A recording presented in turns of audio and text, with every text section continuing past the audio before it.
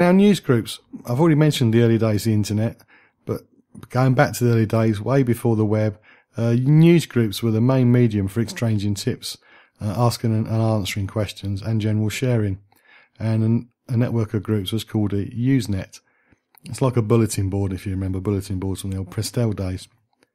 By joining the right group or groups, you could find out information on just about any topic. There are drawbacks, such as spam, big problem, and the attitude of a few users, but they are useful, and they can be useful when researching any trip. To access these groups, you need a newsreader program, and this could be part of an email program or in some internet browsers as well. If your browser doesn't have this feature, then you can go on to an online mail provider such as Windows Live Mail. Personally, I prefer programs that download the messages locally, but this is a habit because I used to have a dial-up internet access using news groups an awful long time ago. Some of these old crusty people has been on the internet a very long time. Another way of accessing news groups is to use Google. Just type groups.google.com into your web browser's address bar and it gets you to the front page. And Google has stored news groups messages going back to 1995. Travel can be found by clicking on recreation. Alternatively, you could enter the area of interest in the search bar.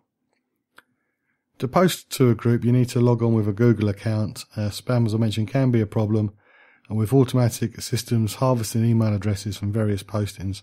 So to get around this, use an invalid email address, such as johnnospam at livenospam.com when you post.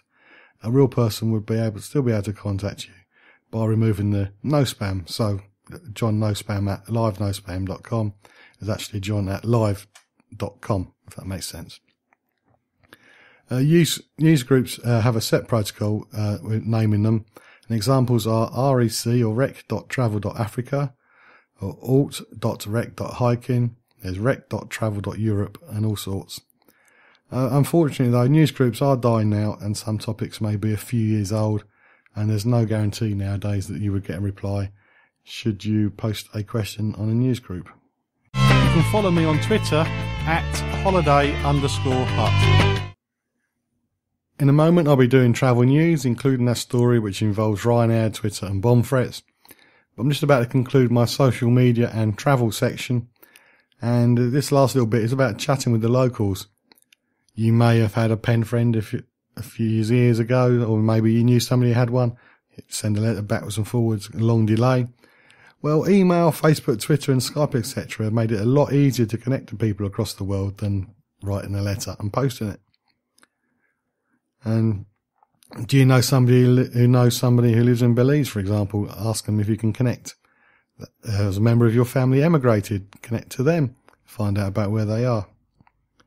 So to get a more personalised information, there's nothing better than asking somebody who lives there a direct question, and you'll be surprised how many people are willing to share their first-hand knowledge. Of course, you shouldn't forget to ensure that you do meet with your pen friend in person when you are in the country. Remember, only meet up with them if you feel safe to do so. So there's a couple of websites I'm just going to go through now. Where can we go? This is Britain's What's On guide. Use the postcode of your hotel and dates and find out what's on while you're in that area. Twitter. Well, obviously Twitter, you know what Twitter is, and you can use a search function to find out which users live in or are based in the area where you're interested to go to. It can take a while, especially if you're looking for a city with a famous sports team, unfortunately. But once you've found one or two people who live where you're looking at going, follow them. And if they tweet a lot, then send them a message, a question. Hi, enjoy your tweets. Please, what can you tell me about this? Or where's the best place to have a cheesecake when I'm in your town? That sort of thing. And of course, Facebook, you can put in the town or city name in the search bar and go through all the answers. If the homepage is open to the public, have a read to see how, if you feel that there was somebody about to help you, then ask them to be your friend. Or you could just search out a page that somebody has set up for your chosen destination, click on like to join it or ask to join, and then you can use it as a forum to ask you questions.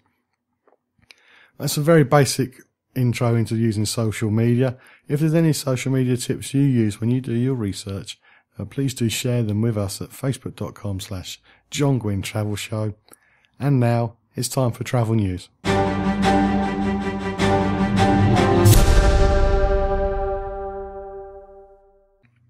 Ryanair has filed lawsuits in Los Angeles against unknown Twitter users. The low-cost airline claims that these users have threatened to blow up some of the airline's planes. According to a report in the LA Daily News, one tweet threatened to commit a major terror attack in the UK. It said, "Hello Ryanair, you have 15 minutes before I commit the biggest terror attack the UK has ever seen on one of your planes. Be ready." And another tweet read in capitals, "I have a bomb on your plane, Ryanair."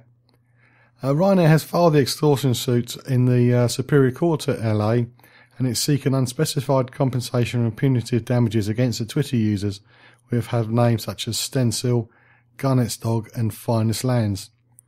And the suit has also asked for an injunction demanding that the tweets are removed. Can't avoid the EU referendum at the moment, so I'm going to have to join in. Some of the biggest travel industry names have put their names to a letter calling for Britain to remain part of the European Union. These names include Peter Long, who's the chairman of TUI's Supervisory Board, Michael O'Leary, the Ryanair Chief Executive, Carolyn McCall, the EasyJet Chief Executive, AirAsia Chief Tony Fernandez, and LastMinute.com co-founder Martha Lane Fox. And also the bosses from Heathrow, Gatwick and Manchester Airports Group have added their names to the letter as well, and the letter was published in the Times.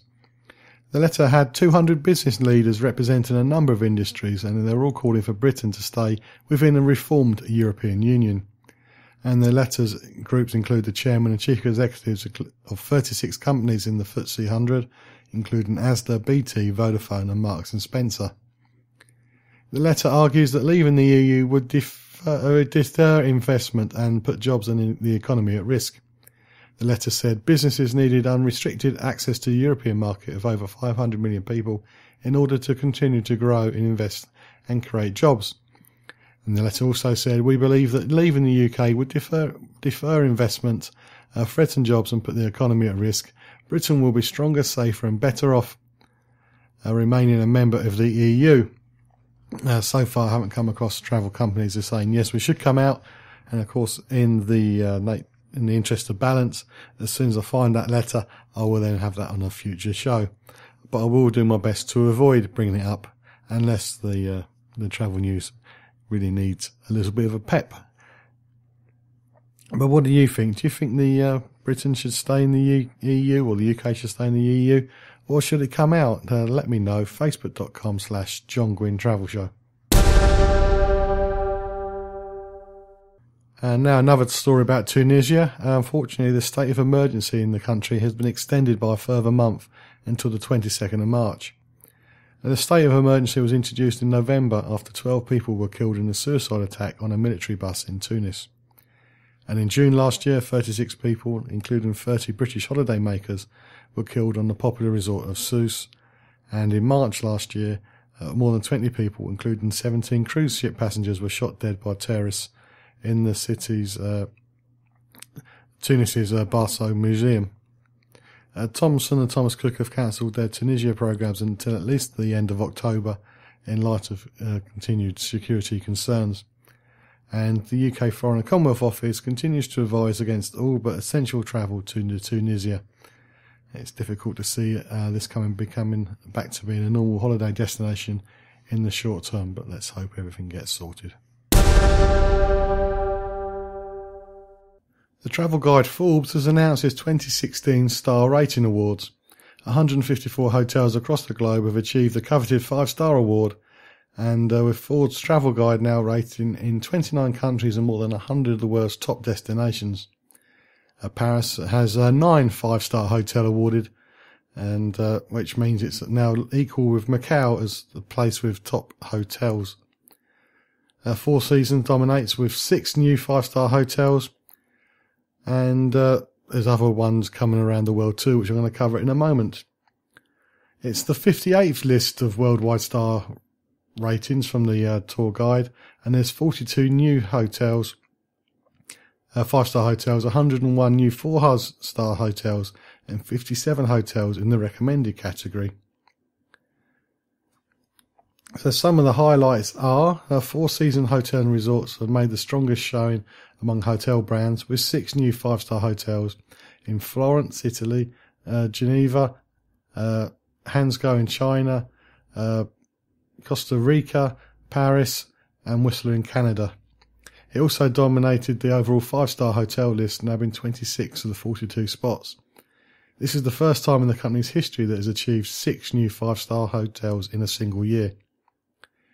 Paris was the year's biggest winner among the new destinations, debuting with 9 5-star hotels: the Four Seasons Hotel George V, Hotel Place Annecy, Les Reserve Paris, Le Bristol Paris, Le Mercure, the Royal Montague, Raffles, which I'm bound to pronounce it wrong, Mandarin Oriental, which I think I've got the hang of, the Peninsula Paris, and Shangri-La Hotel Paris.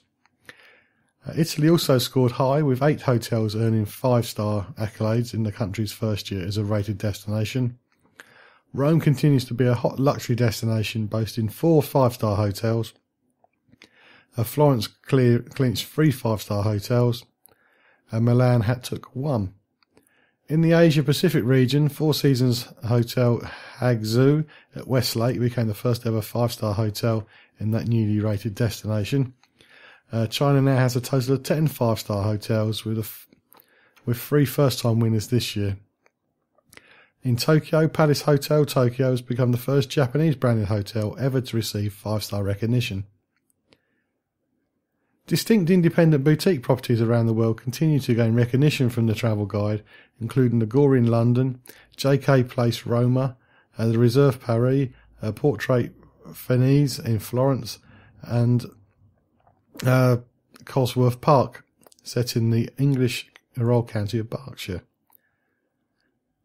And the Caribbean and Mexico scored big wins with branded hotels such as Puerto Rico's Danora Beach, Ritz-Carlton Reserve, and Barbados Sandy Lane. All these names are really blurring into one. I should have put my glasses on. And Mexico has 6 5-star hotels on the list, and there will be a link to this at facebook.com/John Guinn Travel Show, so you can see which 5-star hotel you wish to travel to this year. And that's the end of this week's travel news.